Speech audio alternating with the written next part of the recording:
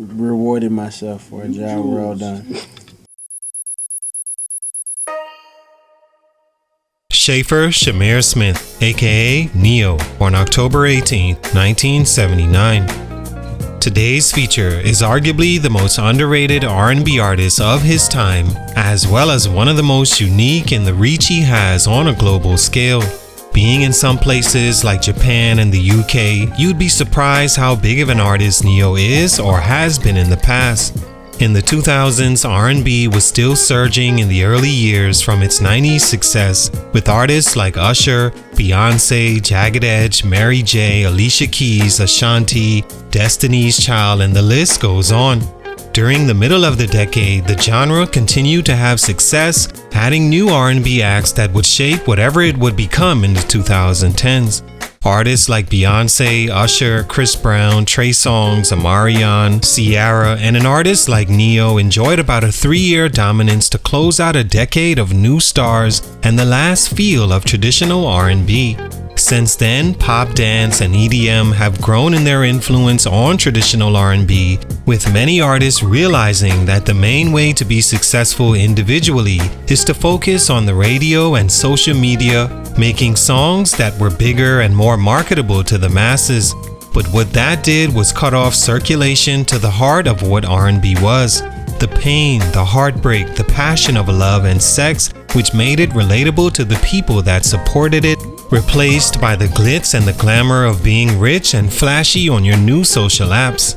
Neyo enjoyed about 3 years of being one of the more dominant R&B acts of the 2000s, from 2006 when he released his debut album February that year to June 2008 when he released the third and last album that would go platinum, and first of 3 that wasn't a #1 album in the country, settling for second place. Neyo's run was short on paper, but to debut with 2 #1 albums and both platinum status puts you at least in the ballpark to compete in that era.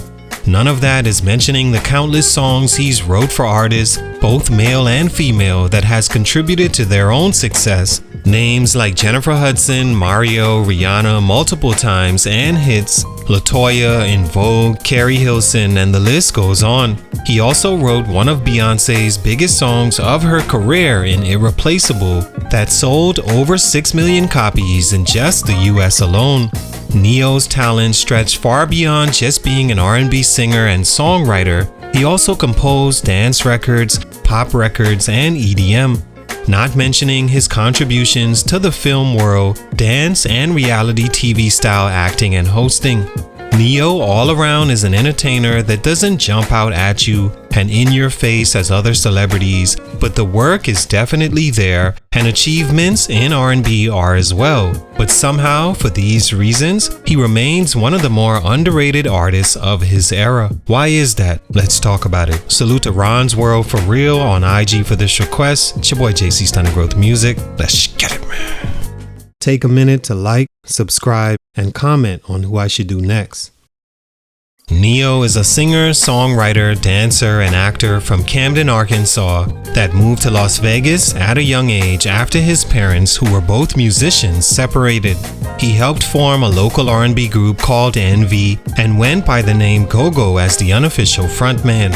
Envy would perform on Showtime at the Apollo and were actually booed throughout their performance, but it was clear that Neyo had some sort of star power and a distinct voice that stood out amongst the unenthused audience.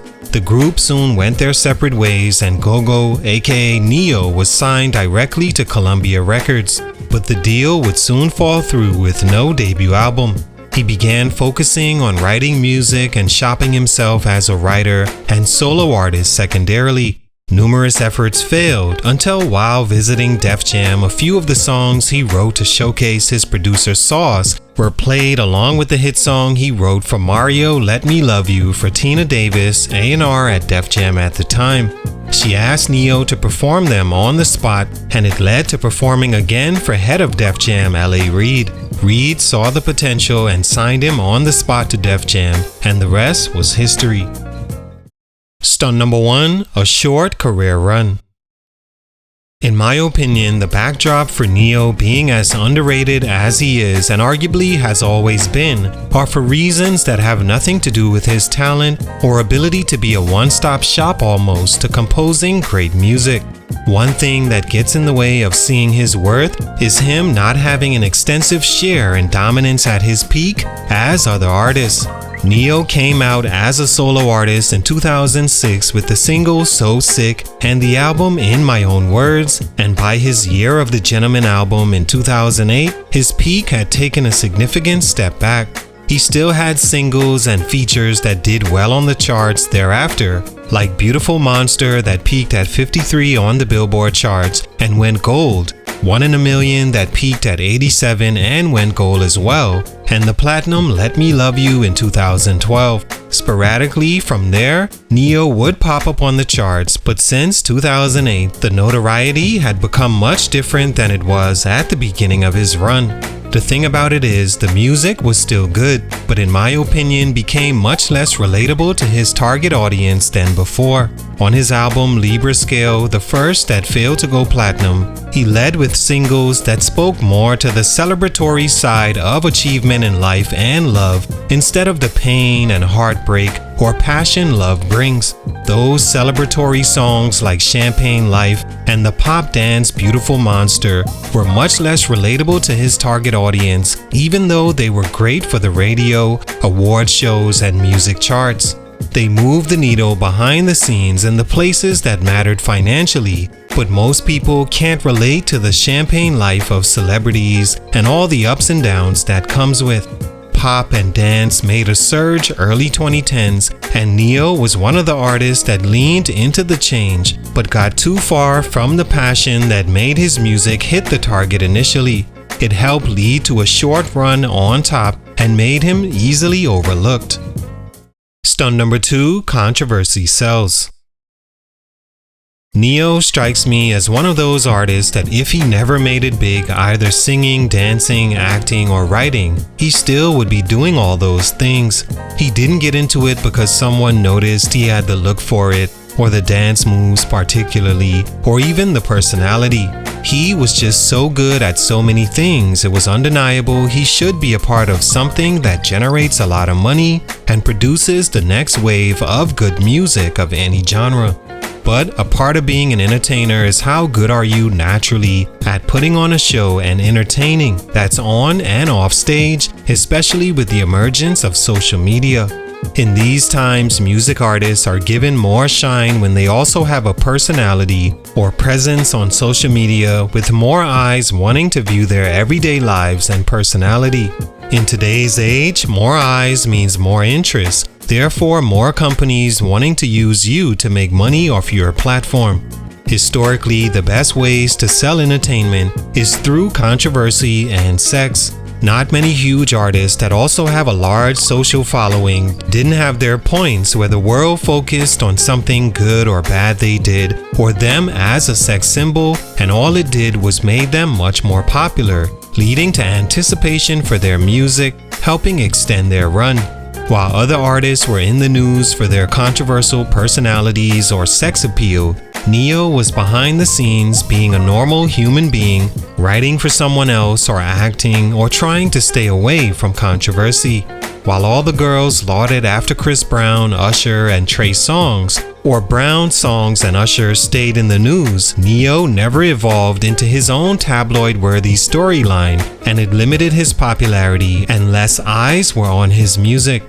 It had nothing to do with him no longer writing good songs, but the promotion of them weren't driven by enough controversy or anticipation. Stunt number 3, other focuses. Since the beginning, and naturally, this was always going to be a musical hindrance for Neyo, just as it was a blessing in a different creative form. Neyo came into the game as a multi-talented artist, and when he was able to show that after the success of his music opened the doors, he dove right into things like his acting and TV career, which has went on from 2006's Save the Last Dance to BMF in 2024. His film career from 2006 to 2022. Whether in character or on stage as himself, Neyo was moving up in the television world, where it was much easier to transition with the dying of traditional R&B by the mid-2010s. His song Time of Our Lives with Pitbull went 5 times platinum in 2015, while his album in itself sold little over 100,000 copies, which speaks to a lack of interest in Neyo and more to the promotion of Pitbull at the time. He released 3 albums since 2015, Good Man in 2018 that peaked at 33 on the charts, a Christmas album in 2019 that failed to chart, and his album Self-Explanatory in 2022 that peaked at 184. Over the years, Neyo simply had other goals outside the race for being the biggest R&B artist, and to his credit, he had success in those other focuses. All in all, I think Neyo had the appropriate career to match who he seems to be. A reserved guy that's passionate about the art and super talented when it comes to it. But selling himself as the most controversial, a sex symbol, or most entertaining personality wasn't a strong point and made it seem he wasn't as talented as he actually was, winning 3 Grammy Awards and 16 nominations. Great artist, great career ultimately, but for these reasons, it usually gets overlooked. Salute, much respect. It's your boy JC Stunted Growth Music, and I'm out.